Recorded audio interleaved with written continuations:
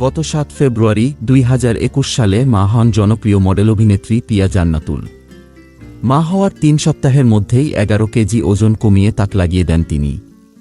অনেকেই পিয়াকে এ নিয়ে প্রশ্ন করেছেন। নারী দিবসে দেওয়া এক ভিডিও বার্তায় সে রহস্যের জট খুলেছেন পিয়া। পিয়া বলেন, এত কম সময়ে ওজন কমানোর বিষয়টা অনেক কঠিন ছিল। আমি নিজেও ভেবেছিলাম মা হওয়ার কারণে নির্দিষ্ট সময় পর্যন্ত যে ওজনটা বেড়েছে সেটা থাকবে, পরে যখন জিমে যাব সেটা ঠিক হবে।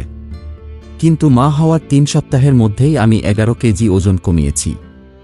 এজন্য আমি নির্দিষ্ট ডায়েট চার্ট মেনে চলেছি। তার মানে এই নয় যে আমি একেবারেই খাওয়া দাওয়া বাদ দিয়েছিলাম। প্রসূতি মা হিসেবে আমার যতটুকু সুষম খাবার খাওয়া প্রয়োজন সেটুকু আমি গ্রহণ করেছি।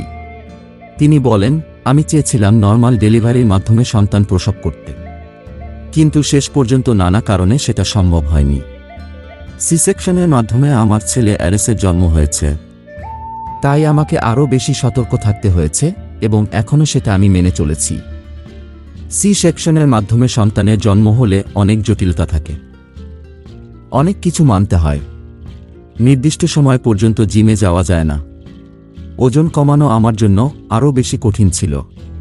তবে আমি বিষয়টি নিয়ে উদ্বিগ্ন হইনি।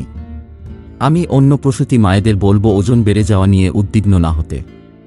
নিজের জন্য কতটুকু খাওয়া জরুরি, সন্তানের জন্য কোনটা ভালো সেটার দিকে মনোযোগ দিতে হবে।